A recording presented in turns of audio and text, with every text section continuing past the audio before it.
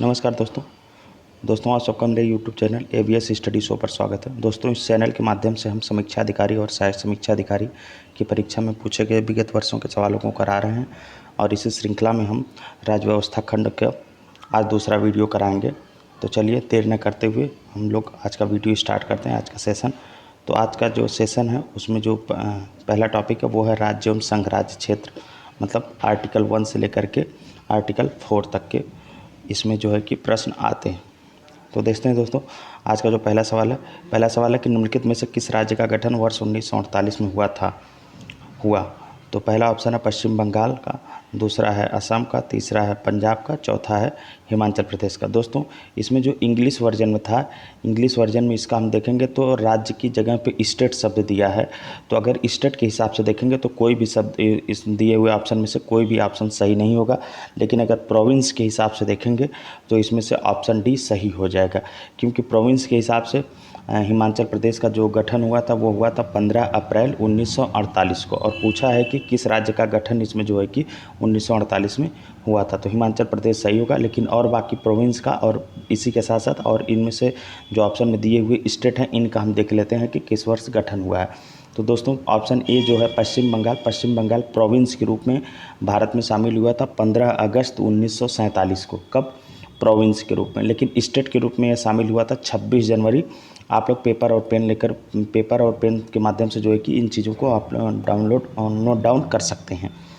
तो इसमें से पश्चिम बंगाल प्रोविंस के रूप में दोस्तों 15 अगस्त 1947 को भारत का जो है कि भाग बना था, और स्टेट के रूप में एक स्वतंत्र राज्य के रूप में पश्चिम बंगाल जो है कि भारत का भाग बना था 26 जनवरी 1950 को, और साथ जिस दिन हमारा कॉन्स्टिट्यूशन जो है कि लागू हुआ। और असम जो है दोस्तों ये प्रोविंस के रूप में 15 अगस्त 1947 को, जबकि राज्य के रूप में 26 जनवरी 1950 को। और पंजाब दोस्तों 15 अगस्त 1947 को प्रोविंस के रूप में, लेकिन राज्य के रूप में 26 जनवरी 1950 को। और हिमाचल प्रदेश जिसके बारे में पूछा है, हिमाचल प्रदेश प्रोविंस के रूप में 15 अप्रैल 1948 को भारत संघ में शामिल हुआ था, और जबकि राज्य के रूप में 25 जनवरी 1971 को। कब? 25 जनवरी 1971 को। तो इस प्रश्न से संबंधित इतनी बातें आपको जानने लायक थी। चलिए अब बढ़ते हैं अगले सवाल की तरफ। अगला सवाल है कि निम्नलिखित राज्यों के निर्माण का सही आरोही क्रम है। दोस्तों ये बहुत पूछा जाता है कि कौन से राज्य का निर्माण कब हुआ था, तो इनमें से एक दो क्लू आपको मिल जाएगा जिसके आधार पर जो है कि और राज्यों का आप जो है कि लगा सकते हैं। देखिए ऑप्शन ए दिया है कि निर्माण का सही क्रम बताना है, मतलब कौन से राज्य के निर्माण के बाद कौन से राज्य का निर्माण हुआ था। तो दोस्तों इसमें पहला विकल्प दिया है नागालैंड, मेघालय, सिक्किम, अरुणाचल प्रदेश। दूसरा है मेघालय, अरुणाचल प्रदेश, नागालैंड, सिक्किम। तीसरा है कि अरुणाचल प्रदेश, नागालैंड, सिक्किम, मेघालय। चौथा है कि सिक्किम, नागालैंड, अरुणाचल प्रदेश। तो दोस्तों इसमें जो सही विकल्प है वो है आपका ऑप्शन ए, मतलब कि नागालैंड के बाद मेघालय, मेघालय के बाद सिक्किम, सिक्किम के बाद अरुणाचल प्रदेश का जो है कि गठन हुआ था। तो दोस्तों हम लोग देख लेते हैं कि कब किस राज्य का गठन हुआ था। तो नागालैंड का जो गठन हुआ था वो हुआ था दोस्तों 1 दिसंबर 1963 को। कब हुआ था? 1 दिसंबर 1963 को। और मेघालय का हुआ था 21 जनवरी 1972 को। और सिक्किम का हुआ था 16 मई 1975 को। और अरुणाचल प्रदेश का हुआ है 25 जनवरी 1987 को। तो इस तरह से हम लोग देखेंगे ऑप्शन ए सही हो जाएगा। चलिए अब बढ़ते हैं क्वेश्चन नंबर तीसरे की तरफ। देखिए क्वेश्चन नंबर 3 क्या दिया है। क्वेश्चन नंबर 3 में दोस्तों पूछा है कि सूची 1 को सूची 2 से सुमेलित कीजिए और सूचियों के नीचे दिए गए कूट से सही उत्तर का चयन कीजिए। एक तरफ दिया है राज्य, दूसरे तरफ दिया है कि कब कौन सा अस्तित्व में आया। अब देखिए पहले प्रश्न में जो विकल्प अभी आपकी इसके पिछले वाले प्रश्न में जो नागालैंड, मेघालय, सिक्किम और अरुणाचल प्रदेश था, उनका अगर हमने आपको तिथि बताया है कि कब किसका स्थापना वर्ष था, तो उस हिसाब से अगर आप उस प्रश्न को देखे रहेंगे जो कि पूछा गया था 2013 में, ARO 2013 की मुख्य परीक्षा में पूछा गया था। तो ये वाला प्रश्न आपका जो है ये देखिए 2017 में पूछा गया है। ये 2017 में, अगर उसके ऑप्शन आपको याद होंगे उनमें से, जैसे नागालैंड का जिक्र था और सिक्किम का था, तो आप उस हिसाब से मैच करा सकते हैं। देखिए दोस्तों उसमें हमने आपको बताया था कि नागालैंड का स्थापना जो हुआ था वो हुआ था 1 दिसंबर 1963 को। तो इसमें से देखिए आप 1963 तो दोस्तों कोई ऑप्शन नहीं है। और देखते हैं सिक्किम का मैच क्या है। सिक्किम हमने आपको बताया था कि सिक्किम की स्थापना हुई थी 26 मई 1975। तो इसमें सिक्किम के साथ हम जा सकते हैं 3, मतलब डी का तीसरे से मैच 1975 में। और उसके बाद आप लोगों को मालूम ही है दोस्तों, तेलंगाना का निर्माण जो है ये 2 जून 2014 को हुआ था।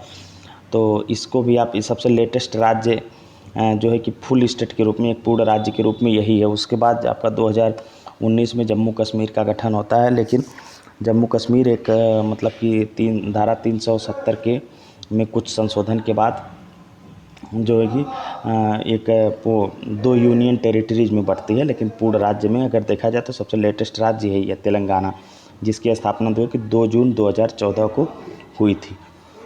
तो इसमें हम देखेंगे नागालैंड का तो मान लीजिए कोई मैच नहीं कर रहा। वैसे अगर नज़दीक का देखेंगे तो 1962 होना चाहिए, और लेकिन हम देखेंगे तो तेलंगाना का 2014, मतलब सी का 4 और डी का 3। तो देखते हैं कौन सा ऑप्शन मैच करता है इससे। सी का 4, डी का 3, सी का 4 और डी का 3। सी का 4 दोस्तों है आपका ऑप्शन बी में देखिए, और डी का 3। तो इस तरह से जो है कि ऑप्शन बी आपका सही होना चाहिए। लेकिन अगर ये नागालैंड का 1963 होता तो 1963, तो ये ऑप्शन भी जो है कि ये सवाल संशोधित करना पड़ेगा इसको, या ये सवाल गलत पूछ दिया गया था। 1962 की जगह पे 1963 होता तो सही होता।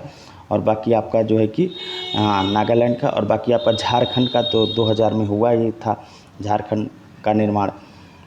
तो चलिए, इस तरह से अगर यही वाला ऑप्शन ये सही होता, ये नागालैंड के सामने, मतलब 1962 की जगह 1963 होता, तब आपका ऑप्शन भी सही होता। अदरवाइज़ ये ऑप्शन आपका, ये सवाल ही आपका गलत हो जाएगा।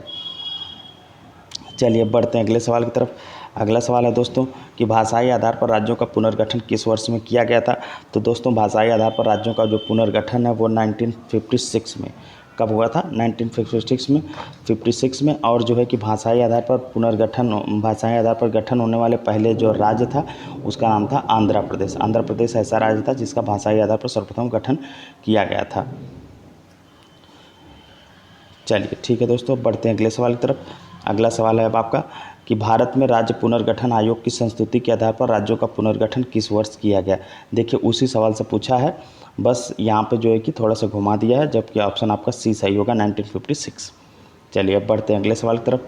अगला सवाल है दोस्तों कि भाषाई आधार पर भारत में सर्वप्रथम किस राज्य का गठन किया गया था। देखिए सेम उसी वाले सवाल से संबंधित उसकी व्याख्या अगर जो अच्छे से पढ़ा रहेगा तो ऑप्शन डी के साथ तुरंत आगे बढ़ जाएगा, आंध्र प्रदेश। चलिए ठीक है दोस्तों, बढ़ते हैं अगले सवाल की तरफ। अगला सवाल है कि लोकसभा में केंद्र शासित प्रदेशों के लिए कितनी सीटें आरक्षित हैं। केंद्र शासित प्रदेशों के लिए पूछ रहा है कितनी सीटें आरक्षित हैं। ऑप्शन दिया है 20, 25, 30, कोई सीट आरक्षित नहीं है। तो इसका ऑप्शन ए दोस्तों सही है।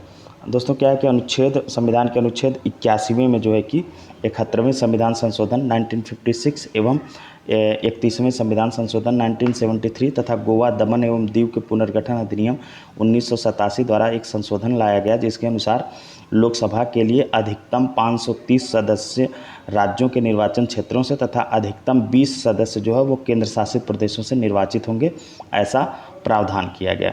और इसके अतिरिक्त दोस्तों जो है कि अनुच्छेद 331 के अधीन राष्ट्रपति जो है कि आंग्ल भारतीय समुदाय का लोकसभा में समुचित प्रतिनिधित्व न होने पर 2 सदस्यों को मनोनयन कर सकता था, लेकिन 104वें संविधान संशोधन के द्वारा जो है कि 2019 में अनुच्छेद 334 में संशोधन करते हुए लोकसभा एवं राज्य विधानसभाओं में जो है कि आंग्ल भारतीय समुदाय के प्रतिनिधित्व के लिए जो है कि सदस्यों को नामित करने की व्यवस्था को आगे न बढ़ाते हुए क्या कर दिया गया, निष्प्रभावी कर दिया गया। इस प्रकार दोस्तों जो है कि लोकसभा की कुल सदस्य संख्या 550 अब हो सकती है मैक्सिमम, जिनमें से 530 राज्यों से और 20 जो है कि यूनियन टेरिटरीज से हो सकते हैं। वर्तमान में जो है कि संघ राज्य क्षेत्रों की जो लोकसभा की सीटें हैं दोस्तों वो हैं 19। कितनी हैं? 19, जिसमें से दिल्ली से 7 और अंडमान निकोबार से 1 और चंडीगढ़ से 1 और दादरा और नगर हवेली तथा दमन और दीव, जो कि पहले 2 अलग यूनियन टेरिटरीज हुआ करते थे लेकिन दोनों को मर्ज कर दिया गया है। तो इनसे जो लोकसभा के यहाँ पे जो लोकसभा की सीटें हैं वो हैं 2, और लक्षद्वीप में दोस्तों 1 लोकसभा की सीट है, और नवगठित जो यूनियन टेरिटरीज है जम्मू और कश्मीर और लद्दाख। तो जम्मू और कश्मीर में जो है कि 5 यूनियन टेरिटरीज की संख्या है और लद्दाख में 1 और पुडुचेरी में 1 है। जबकि राज्यसभा में जो है कि यह संख्या कितनी है, जो यूनियन ये यूनियन टेरिटरीज से आने वाले एमपीज की संख्या वो है 8, जिसमें से दिल्ली से दोस्तों 3 आते हैं और पुडुचेरी से 1 और जम्मू कश्मीर से 4। मतलब सभी यूनियन टेरिटरीज से जो है कि राज्यसभा में सीटें नहीं आती हैं, बस 3 से दिल्ली, पुडुचेरी और जम्मू कश्मीर, जिसमें से दिल्ली से 3, पुडुचेरी से 1 और जम्मू कश्मीर से 4। तो इस सवाल से संबंधित दोस्तों जो है कि इतनी जानकारियाँ आपके लायक थी। चलिए अब बढ़ते हैं अगले सवाल की तरफ। अगला सवाल है कि भारत में कितने राज्य हैं। देखिए एकदम कॉमन सा सवाल पूछ लिया है, क्योंकि इसमें हाल फिलहाल में कुछ परिवर्तन हुए, तो इस वजह से ये सवाल इंपॉर्टेंट हो जाता है। दोस्तों इस समय जो है कि वर्तमान में देखा जाए तो राज्यों की संख्या जो है 28 हो गई है, और दमन और दीव तथा दादरा और नगर हवेली जो है कि 1 होने की वजह से संघराज्य क्षेत्रों की संख्या 8 रह गई है। तो अगर आपसे पूछा जाए प्रेजेंट टाइम में स्टेट कितने हैं इंडिया में, तो 8 स्टेट्स हैं, और यूनियन टेरिटरीज कितनी हैं, वो हैं 8। अब अगला सवाल है दोस्तों कि मार्च 2018 में भारत के किस राज्य ने अपने राज्य ध्वज का अनावरण किया। ये देखिए 2017 का प्रश्न है, तो उस समय जो है कि कर्नाटक जो राज्य है ये अपना अलग जो है कि राज्य ध्वज का अनावरण किया था, तो इस वजह से करंट ओरिएंटेड ये सवाल है, तो वहाँ से ये सवाल बना था दोस्तों। चलिए अब बढ़ते हैं अगले सवाल की तरफ। अगला सवाल है आपका कि देखिए कावेरी जल विवाद के अंतर्गत कौन कौन से राज्य आते हैं। पूछा है कि कावेरी जल विवाद के अंतर्गत राज्य हैं। ऑप्शन ए दिया है कर्नाटक, महाराष्ट्र, गोवा, आंध्र प्रदेश। ऑप्शन बी है कर्नाटक, तमिलनाडु, महाराष्ट्र, केरल। ऑप्शन सी है कर्नाटक, तमिलनाडु, केरल, आंध्र प्रदेश। ऑप्शन डी है कर्नाटक, तमिलनाडु, पांडिचेरी और केरल। तो दोस्तों इसका सही जवाब है कि कावेरी जल विवाद है, इससे संबंधित जो राज्य हैं वो है कर्नाटक, तमिलनाडु, पांडिचेरी और केरल। तो ऑप्शन डी इसका जो है कि सही है। चलिए दोस्तों बढ़ते हैं अगले सवाल की तरफ। अगला सवाल है आपका कि देखिए क्वेश्चन नंबर 11 है कि एक राज्य को संघ में सम्मिलित करने अथवा नए राज्यों की स्थापना करने की कार्यपालिका शक्ति निम्नलिखित में से किसे प्राप्त है। संसद को, लोकसभा को, राज्य के राजनीतिक दलों को या केंद्र सरकार को।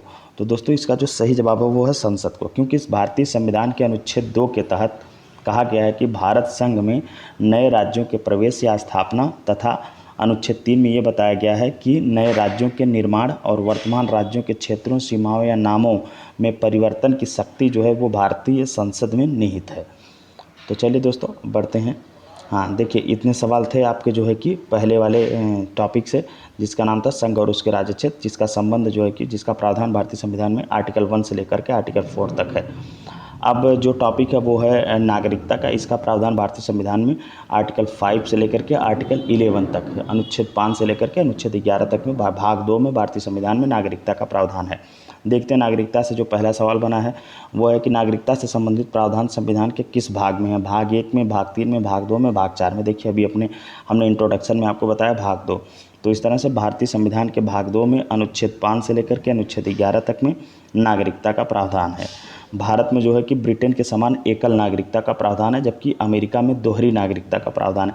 एकल नागरिकता से तात्पर्य है दोस्तों कि जो हम भारत के नागरिक होंगे, न कि उत्तर प्रदेश या बिहार के अलग अलग नागरिक होंगे। हम केवल और केवल कहाँ के नागरिक हैं, भारत के नागरिक हैं।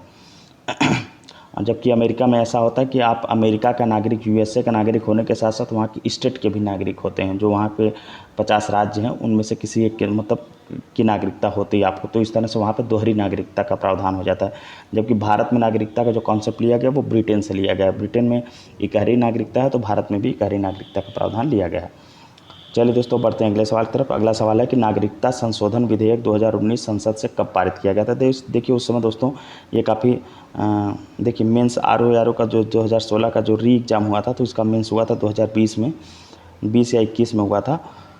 तो इसलिए उस समय जो नया नागरिकता संशोधन अधिनियम 2021 पारित हुआ था, तो वो करंट के हिसाब से काफ़ी चर्चा में था, तो वहाँ से सवाल पूछा है। तो इसमें जो है दोस्तों पूछा है कि नागरिकता संशोधन विधेयक 2019 संसद से कब पारित किया गया था। तो दोस्तों ये पारित किया गया था 11 दिसंबर 2019 को। नागरिकता संशोधन विधेयक 2019 जो है दोस्तों यह लोकसभा में 9 दिसंबर 2019 को पारित किया गया, प्रस्तुत किया गया, और उसी तिथि को जो है कि यह लोकसभा से पारित कर दिया गया था 9 दिसंबर 2019 को। और 11 दिसंबर 2019 को दोस्तों यह राज्यसभा में जो है कि पारित किया गया। तो इस वजह से जब राज्यसभा से पारित हो गया तो माना जाएगा कि संसद के दोनों सदनों से जो है कि पारित हो गया। इसके बाद दोस्तों जो है कि राष्ट्रपति ने इस विधेयक को 12 दिसंबर 2019 को मंजूरी प्रदान कर दी और यह विधेयक जो है क्या बन गया, अधिनियम बन गया। और 10 जनवरी 2020 से नागरिकता संशोधन अधिनियम 2019 क्या हो गया, लागू हो गया। तो अब अगले किसी एग्जाम में पूछा जा सकता है कि यह लागू कब से हुआ। तो दोस्तों यह लागू हुआ 10 जनवरी 2020 से, और राष्ट्रपति के द्वारा इसे अनुमति कब मिली थी, वो मिली थी 12 दिसंबर 2019 को। तो ये दोनों तिथियां जो है कि अब के लिए इम्पॉर्टेंट हैं। वैसे सबसे ज़्यादा इम्पॉर्टेंट है कि यह लागू कब हुआ, किस तिथि से।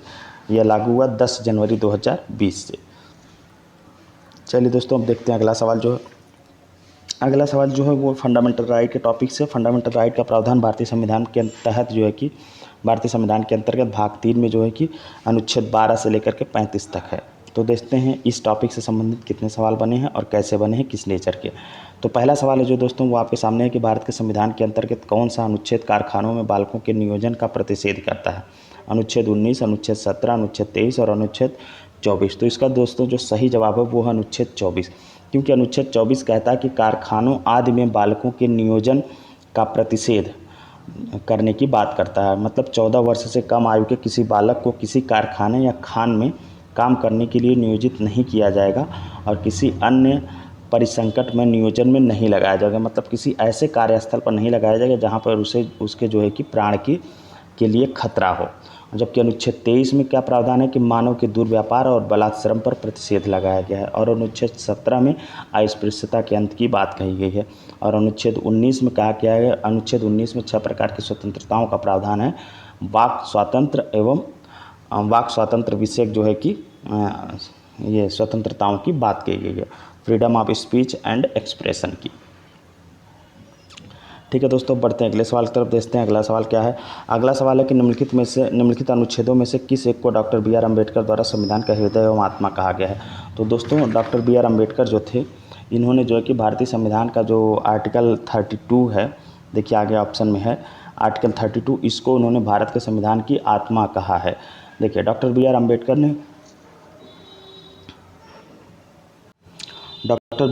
जो दोस्तों वो आर्टिकल 32 को भारतीय संविधान की आत्मा कहते हैं। उनका कथन है, उनका कहना है कि यदि मुझसे पूछा जाए कि संविधान में कौन सा विशेष अनुच्छेद सबसे महत्वपूर्ण है जिसके बिना यह संविधान शून्य हो जाएगा, तो मैं इसके सिवाय किसी दूसरे अनुच्छेद का नाम नहीं लूँगा।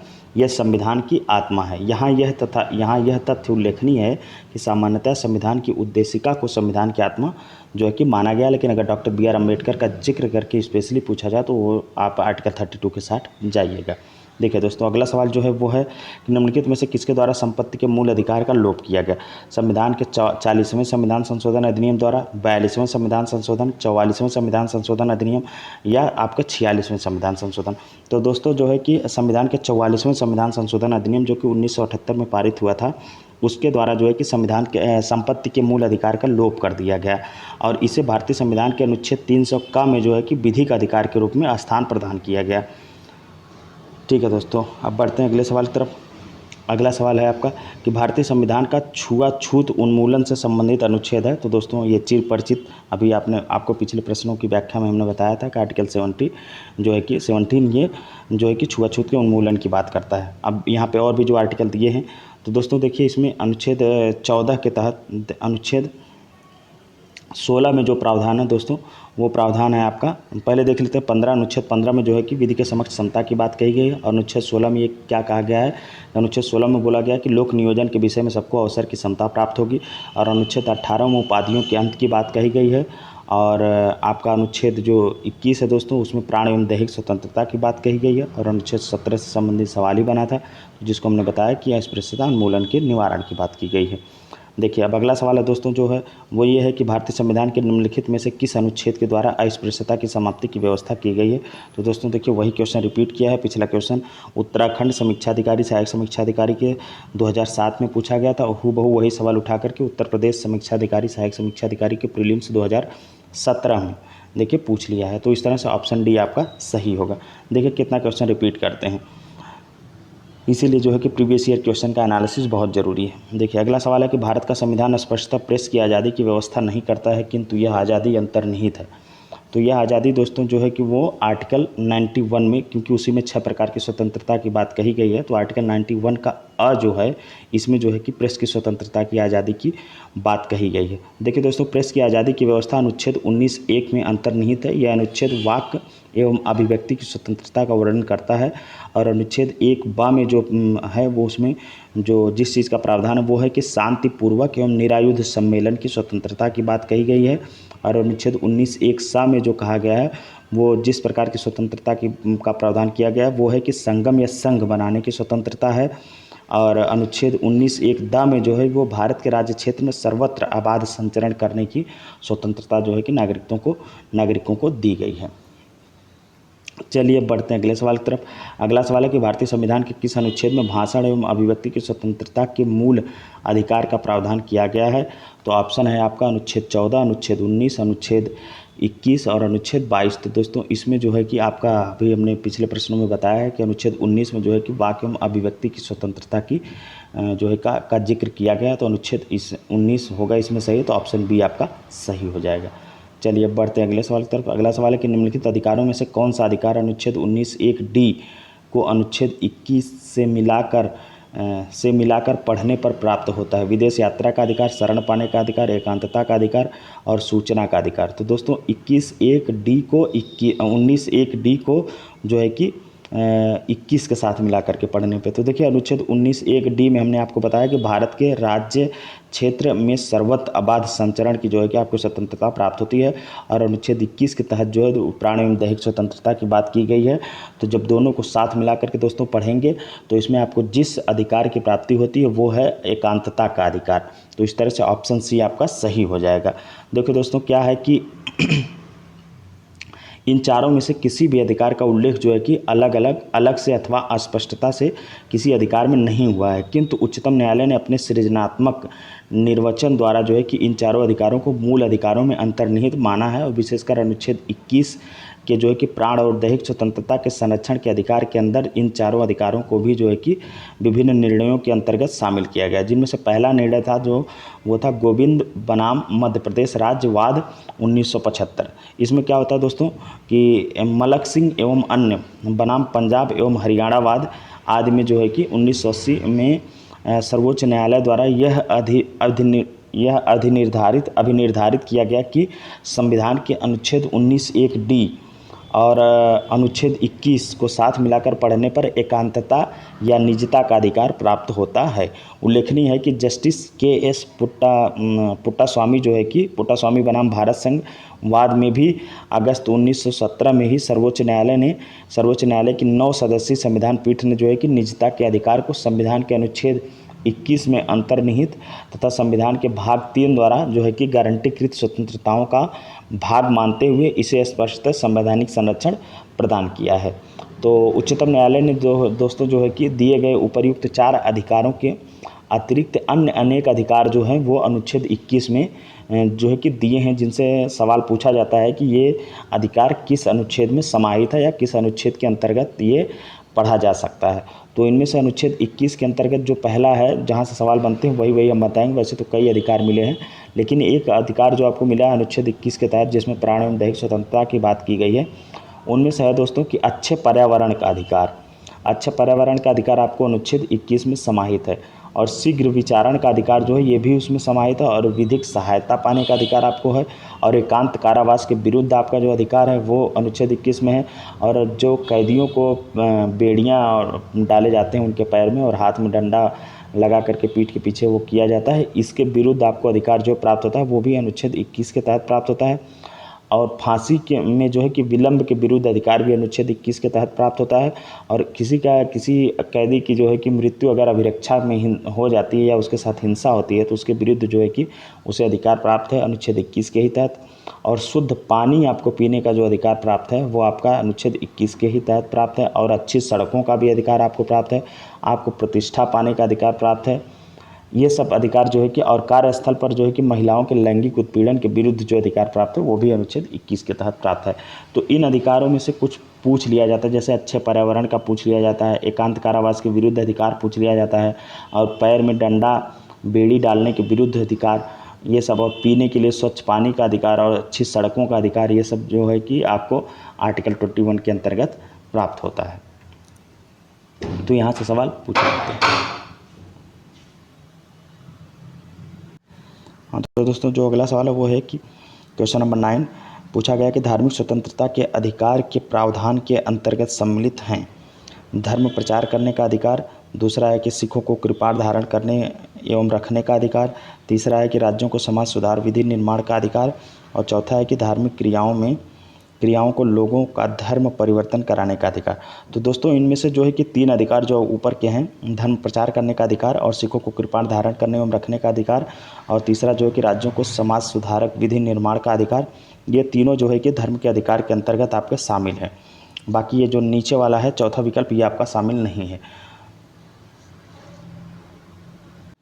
हाँ, तो दोस्तों धार्मिक स्वतंत्रता के अधिकार के प्रावधान के अंतर्गत जो है कि धर्म प्रचार करने का अधिकार एवं राज्यों को समाज सुधार विधि निर्माण का अधिकार अनुच्छेद 25 में, तथा सिखों को कृपाण धारण करने एवं लेकर चलने का अधिकार अनुच्छेद 25 में ही इसका स्पष्टीकरण किया गया है, शामिल है। और धार्मिक निकायों द्वारा लोगों को धर्म परिवर्तन करने का अधिकार धार्मिक स्वतंत्रता के अधिकार के अंतर्गत जो है कि सम्मिलित नहीं है। चलिए बढ़ते हैं अगले सवाल की तरफ। अगला सवाल है, भारतीय संविधान की प्रस्तावना में प्रयुक्त समाजवाद शब्द को निम्नलिखित किस अनुच्छेद या अनुच्छेदों के साथ मिलाकर पढ़ने से सर्वोच्च न्यायालय को समान कार्य के लिए समान वेतन को मौलिक अधिकार परिभाषित करने की शक्ति प्राप्त होती है? अनुच्छेद 14, अनुच्छेद 15 तथा अनुच्छेद 14 तथा 15, अनुच्छेद 14, 15, 16, और ऑप्शन डी है अनुच्छेद 14 तथा 16। तो दोस्तों इसमें जो है कि सही जवाब है आपका अनुच्छेद 14 तथा 16। भारतीय संविधान में यद्यपि अनुच्छेद 39 घ के तहत जो है कि समान कार्य के लिए समान वेतन नीति निर्देशक तत्वों में शामिल है, परंतु यह मूल अधिकारों में सम्मिलित नहीं है। सर्वोच्च न्यायालय ने जो है कि रणधीर सिंह बनाम भारत संघ मामले 1982 में निर्धारित किया कि संविधान की प्रस्तावना में शामिल समाजवाद शब्द और अनुच्छेद 39 घ के आलोक में अनुच्छेद 14 एवं अनुच्छेद 16 को जो है कि साथ पढ़ने से समान कार्य के लिए समान वेतन का सिद्धांत जो है कि प्राप्त होता है। तो इस तरह से दोस्तों ऑप्शन डी आपका सही हो जाएगा। चलिए अब बढ़ते हैं अगले सवाल तरफ। अगला सवाल है कि किसी व्यक्ति को एक ही अपराध के लिए एक बार से अधिक अभियोजित और दंडित नहीं किया जाएगा। अपराधों के लिए दोष सिद्धि के संबंध में उपर्युक्त संरक्षण किस अनुच्छेद के अंतर्गत प्राप्त किया गया है? अनुच्छेद 19, अनुच्छेद 20, अनुच्छेद 21, अनुच्छेद 22। तो दोस्तों इसका सही जवाब है अनुच्छेद 20। देखिए अनुच्छेद 20(2) में ये बताया गया है कि किसी व्यक्ति को एक ही अपराध के लिए एक से अधिक बार अभियोजित और दंडित नहीं किया जाएगा। और अनुच्छेद 19 में वाक एवं अभिव्यक्ति की स्वतंत्रता की बात कही गई। अनुच्छेद 21 में प्राण एवं दैहिक स्वतंत्रता, और अनुच्छेद 22 में जो है कि गिरफ्तारी और निरोध से संरक्षण के संबंध में जो है कि प्रावधान किया गया है। अब अगला सवाल जो है दोस्तों वो है क्वेश्चन नंबर 12। क्वेश्चन नंबर 12 में देखिए दिया गया कि मौलिक अधिकार और अनुच्छेद इधर जो है कि मैच कराने को दिया है। अस्पृश्यता का अंत अनुच्छेद 17 में, गिरफ्तारी एवं विरुद्ध संरक्षण, तो ये दोस्तों जो है आपका देखते हैं आगे। और धर्म की स्वतंत्रता, आगे अल्पसंख्यकों के हितों के संरक्षण का प्रावधान। तो इसमें दोस्तों जो है कि आपका ऑप्शन बी जो है कि ये मिसमैच कर रहा है, बाकी सब सही है। क्योंकि अभी हमने बताया गिरफ्तारी एवं निरोध के विरुद्ध जो संरक्षण वो आपका आर्टिकल 22 में जो है कि जिसका प्रावधान है। हाँ, तो दोस्तों इसमें जो कि अस्पृश्यता का अंत अनुच्छेद 17 में आप जान ही रहे हैं, कई सवालों में पिछले पूछा जा चुका है। और गिरफ्तारी एवं निरोध के संबंध में संरक्षण अभी पिछले ही सवाल मैंने आपको बताया था, जिसका प्रावधान आर्टिकल 22 में है। और धर्म की स्वतंत्रता अनुच्छेद 25 में है ही है। और अल्पसंख्यकों के हितों का संरक्षण जो है अनुच्छेद 29 में है। तो मिसमैच जोड़ी यही है ऑप्शन बी। इस तरह से ऑप्शन बी आपका सही हो जाएगा। अब अगला सवाल है दोस्तों जो है वो है कि बंधुआ मजदूर उन्मूलन अधिनियम संसद ने पारित किया था 1971 में, 1976 में, 1979 में, 1981 में। तो दोस्तों ये बिल्कुल फैक्चुअल सवाल है। तो इसका जो सही जवाब है दोस्तों वो है अनुच्छेद 76 में, 1976 में जो है कि बंधुआ मजदूर उन्मूलन अधिनियम संसद ने जो है कि पारित किया था, जिसका उद्देश्य क्या था कि अनुच्छेद 23 के परिप्रेक्ष्य में केवल बंधुआ श्रमिकों को मुक्त करना ही नहीं अपितु उनके पुनर्वास की व्यवस्था करने की भी बात कही गई थी। देखिए अगला सवाल जो है वो है सूचना का अधिकार। पूछा कि सूचना का अधिकार क्या है? एक मूल अधिकार है, एक विधिक अधिकार है, सी है कि एक मूल और विधिक दोनों है, और न तो मूल है और न विधिक है। तो दोस्तों इसका जो सही जवाब है वो ऑप्शन बी, क्योंकि सूचना का अधिकार एक मूल अधिकार भी है और एक विधिक अधिकार भी है। देखिए सूचना का अधिकार अधिनियम 2005 के अंतर्गत प्रत्येक नागरिक को यह विधिक अधिकार प्राप्त है कि सार्वजनिक संस्थानों से आवश्यक सूचना मांग सके और न मिलने पर अपील कर सके। उच्चतम न्यायालय ने दोस्तों जो है कि सूचना के अधिकार को अनुच्छेद 19(1) के तहत जो है कि समाहित करके भाषण और व अभिव्यक्ति के अधिकार के अंतर्गत जो है कि मूल अधिकार माना है। तो इस तरह से ऑप्शन सी आपका सही हो जाएगा। चलिए अब बढ़ते हैं अगले सवाल की तरफ। अगला सवाल, और जो इस टॉपिक का मतलब फंडामेंटल राइट का आखिरी सवाल भी है, कि भारतीय संविधान में समानता का अधिकार 5 अनुच्छेदों द्वारा स्वीकृत है, वे हैं। दिया है कि ऑप्शन ए 13 से 17 समानता का अधिकार, तो आपको मालूम है ये नहीं है। और ऑप्शन बी 14 से 18, यही आपका सही है, क्योंकि भारतीय संविधान द्वारा समानता का अधिकार अनुच्छेद 14 से 18, और जो धर्म की स्वतंत्रता का अधिकार है वो अनुच्छेद 25 से 28, तथा स्वतंत्रता का अधिकार जो है ये अनुच्छेद 19 से 22 के तहत प्रावधान जो है कि प्रदान किए गए हैं। तो इस तरह से दोस्तों जो है कि आपका ये फंडामेंटल राइट वाला टॉपिक समाप्त हुआ। अब देखते हैं राज्य के नीति निर्देशक तत्व, directive state policy of state, DPSP, directive principle of state policy. देखिए इसके तहत जो इस टॉपिक के तहत जो पहला सवाल है दोस्तों वो है कि निम्नलिखित में से कौन सा राज्य के नीति निर्देशक सिद्धांतों का उद्देश्य नहीं है। देखिए उसके नेचर से पूछ लिया है कि राज्य का जो नीति निर्देशक सिद्धांत है वो अर्थात भारतीय संविधान में क्यों शामिल किया गया, उसका पर्पज़ क्या है, तो उसका उद्देश्य ही पूछ लिया है। पूछा है, पहला दिया है कि कल्याणकारी राज्य की स्थापना करने के लिए, दूसरा दिया है कि सामाजिक आर्थिक न्याय को सुनिश्चित करने के लिए। क्या उद्देश्य नहीं है ये पूछा है, सामाजिक आर्थिक न्याय को सुनिश्चित करने के लिए, तो ऑप्शन ए और बी दोनों सही है दोस्तों। और ऑप्शन सी देखते हैं कि एक धार्मिक राज्य की स्थापना करने के लिए, डी है एक धर्मनिरपेक्ष राज्य की स्थापना करने के लिए। तो ऑप्शन सी आपका गलत हो जाएगा, क्योंकि DPSP को शामिल करने का पर्पज़ कहीं से भी धार्मिक राज्य की स्थापना करना नहीं है। भारतीय संविधान के भाग 4 में दोस्तों अनुच्छेद 36 से लेकर के 51 तक में राज्य के नीति निर्देशक सिद्धांत का वर्णन किया गया है। और भारत के संविधान निर्माताओं ने जो इसको शामिल करने का जो लक्ष्य अपने शामिल किया गया था, वो लक्ष्य इन्होंने बताया था इसको शामिल करने का, वो ये था कि सिद्धांत के माध्यम से सामाजिक आर्थिक लोकतंत्र एवं कल्याणकारी राज्य की स्थापना की जा सके। तो कहीं से भी धार्मिक राज्य की स्थापना करना जो है कि राज्य के नीति निर्देशक तत्व का उद्देश्य नहीं है। अगला सवाल है कि समान कार्य के लिए समान वेतन भारत के संविधान में सुनिश्चित किया गया एक क्या है ये, एक मौलिक अधिकार है, राज्य के नीति निर्देशक सिद्धांतों का अंग है, मौलिक कर्तव्य है, आर्थिक अधिकार है। तो दोस्तों ये जो है कि राज्य के नीति निर्देशक सिद्धांतों का अंग है।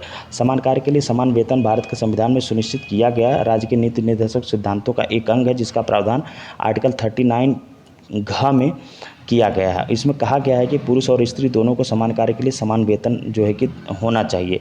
और संविधान के अनुच्छेद 39 घ के अनुसरण में जो है कि संसद ने वर्ष 1976 में समान पारिश्रमिक अधिनियम जो है कि पारित किया, मतलब इसी को मद्देनज़र रखते हुए। अब दोस्तों अगला सवाल जो है वो ये है कि सूची 1 को सूची 2 से सम्मिलित कीजिए तथा नीचे दिए गए कोड का से जो है कि सही उत्तर का चयन कीजिए। एक तरफ देखिए एक सूची में दिया है संविधान का अनुच्छेद, दूसरी सूची में दिया है कि विषय दिया है कि अनुच्छेद 40, तो अनुच्छेद 40 में दोस्तों जो है कि अनुच्छेद 40 के सामने दिया है ग्राम पंचायतों का गठन, 41 में दिया है काम करने का अधिकार, और इसके बाद जो है 42 में देखिए अनुच्छेद 44 दिया, अनुच्छेद 44 में दिया है समान नागरिक संहिता, 48 में दिया है कृषि एवं पशुपालन का गठन। तो दोस्तों अनुच्छेद 40 में जो है कि ग्राम पंचायतों के गठन की बात कही गई है कि सभी राज्य अपने राज्यों में ग्राम पंचायतों का गठन करेंगे, ये सही है, ये भी मैच कर रहा है। और मतलब 40 का 1 के साथ हो जाएगा, और 41 का सही दिया है कि काम करने का अधिकार है, ये भी 2 के साथ मैच हो जाएगा। अनुच्छेद 44 में समान नागरिक संहिता जो है कि यूनिफॉर्म सिविल कोड की बात की गई है, ये भी सही है। और अनुच्छेद 48 में कृषि एवं पशुपालन का गठन करने के बाद मतलब कृषि एवं पशुपालन का गठन करने का प्रावधान है, तो इसमें जो है कि ऑप्शन ए सही हो जाएगा दोस्तों। ए का 1, बी का 2, सी का 3 और सी का डी का 4, तो ये सब एक दूसरे के सामने जो है वो सही जोड़ा है। चलिए अब बढ़ते हैं अगले सवाल की तरफ। अगला सवाल है कि मनरेगा कार्यक्रम निम्नलिखित में से भारतीय संविधान के किस अनुच्छेद को लागू करने हेतु लाया गया है। Article 43, article 45, article 47, article 50। तो दोस्तों इसमें आर्टिकल 43 को जो है कि लागू करने के लिए मनरेगा का कार्यक्रम लाया गया था। देखिए आर्टिकल 43 में दोस्तों क्या प्रावधान है कि भारतीय संविधान के चौथे भाग में जो है कि अनुच्छेद 43 में ये कहा गया है, जिसका प्रावधान अनुच्छेद चौथे भाग में अनुच्छेद भाग 4 में जो है कि 36 से लेकर के 51 तक का अनुच्छेद है, जिनमें से अनुच्छेद 43 में कहा गया है कि राज्य उपयुक्त विधि या आर्थिक संगठन द्वारा या किसी अन्य रीति से कृषि के, उद्योग के या अन्य प्रकार के सभी कर्मकारों को काम, निर्वाह, मजदूरी, शिष्ट जीवन स्तर और अवकाश का संपूर्ण उपभोग जो है कि सुनिश्चित करने वाली काम करने की दशाएं प्रदान करने का प्रयास करेगा। और मनरेगा जो है कि राज्य की इसी संवैधानिक लक्ष्य की पूर्ति की दिशा में एक महत्वपूर्ण कार्यक्रम है। चलिए अब अगला सवाल है दोस्तों, वो है कि निम्नलिखित में से कौन एक राज्य का नीति निर्देशक तत्व नहीं है।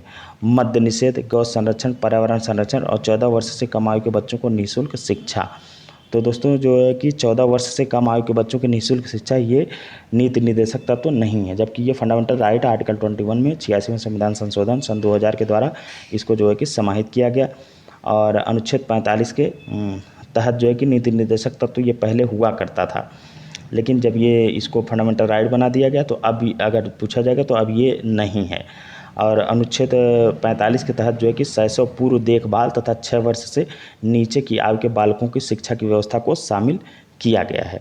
इसके अलावा दोस्तों जो है कि अनुच्छेद 47 में के तहत जो है कि गौ संरक्षण का प्रावधान किया गया है, और अनुच्छेद 48 के तहत पर्यावरण संरक्षण, और अनुच्छेद 48 का के तहत जो है कि राज्य के नीति निर्देशक तत्व देखिए मद्य निषेध जो है दोस्तों, ये मद्य निषेध अनुच्छेद 47 में है, और गौ संरक्षण अनुच्छेद 48 में है, और अनुच्छेद 48 का में जो है वो पर्यावरण संरक्षण की बात कही गई है। तो ये वाला जो 14 वर्ष से कम आयु तक के बच्चों का निःशुल्क, अब ये जो है कि नीति निर्देशक तत्व तो नहीं रहा, अब ये फंडामेंटल राइट बना दिया गया है 86वें संविधान संशोधन सन 2000 के द्वारा अनुच्छेद 21 का में समाहित करके। चलिए अब बढ़ते हैं अगले सवाल की तरफ। अगला सवाल है कि निम्नलिखित में से कौन सा एक राज्य का नीति निर्देशक सिद्धांत संविधान में बाद में जोड़ा गया। पहला है कि ग्राम पंचायतों का गठन, गोवध निषेध, मुफ्त कानूनी सलाह और समान नागरिक संहिता। तो दोस्तों इसमें से जो आर्टिकल ये ऑप्शन सी है मुफ्त कानूनी सलाह, ये मूल नीति निर्देशक तत्व में नहीं था, ये बाद में जोड़ा गया। क्या होता है दोस्तों कि 42वें संविधान संशोधन अधिनियम 1976 के द्वारा भारतीय संविधान के भाग 4 में नीति निर्देशक तत्व के अनुच्छेद 39 क में जो है कि गरीबों के लिए मुफ्त कानूनी सलाह, समान न्याय और निःशुल्क विधिक सहायता का प्रावधान करने के लिए जो है कि इसको जोड़ा गया था। चलिए अब अगला सवाल जो है जो दोस्तों ये फंडामेंटल ड्यूटीज़ वाले टॉपिक से है। नीति निर्देशक तत्व से इतने ही सवाल थे अब तक। अब देखते हैं कि फंडामेंटल ड्यूटीज़ से क्या सवाल बना है, जिसका प्रावधान जो है कि भारतीय संविधान के अनुच्छेद 51 क में किया गया है फंडामेंटल ड्यूटीज़ का। इससे जो पहला सवाल बना है वो है कि निम्नलिखित में से कौन सा एक संवैधानिक संशोधन मौलिक कर्तव्यों से संबंधित है। 42वां, 44वां, 46वां, 48वां। तो दोस्तों 42वां संविधान संशोधन जो है कि मौलिक कर्तव्यों से संबंधित है, क्योंकि 42वें भाग 4 का में अनुच्छेद 51 का के तहत फंडामेंटल ड्यूटीज़ का प्रावधान किया गया है, और यह 42वें संविधान संशोधन 1976 के द्वारा संविधान में संशोधन करके इसे स्वर्ण सिंह समिति के सिफारिश पर जोड़ा गया, जिसमें पहले 10 थे, अब जो है कि 11 मूल कर्तव्य हैं। अब अगला क्वेश्चन जो है कि वो मौलिक कर्तव्यों से संबंधित निम्नलिखित में से कौन सा कथन सही नहीं है। पूछ रहा कौन सा कथन मौलिक कर्तव्य से संबंधित नहीं है।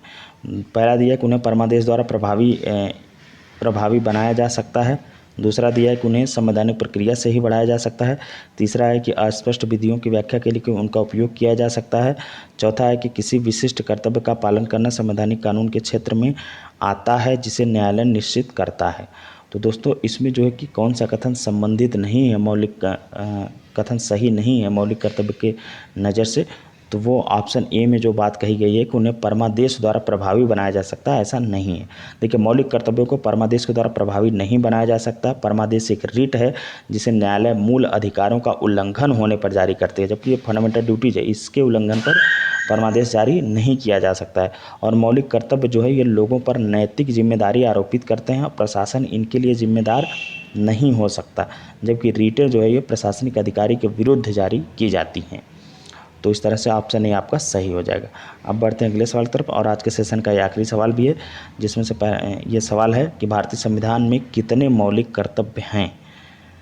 तो अगर आज के हिसाब से देखेंगे तो ऑप्शन बी आपका सही हो जाएगा, 11, क्योंकि भारतीय संविधान के भाग 4 क में वर्तमान में कुल 11 मूल कर्तव्यों का उल्लेख है। तो दोस्तों आज के सेशन में इतना ही। अगर आपको सेशन अच्छा लगा हो, जानकारी अच्छी लगी हो, वीडियो तो लाइक करिए और चैनल को सब्सक्राइब करिए। धन्यवाद।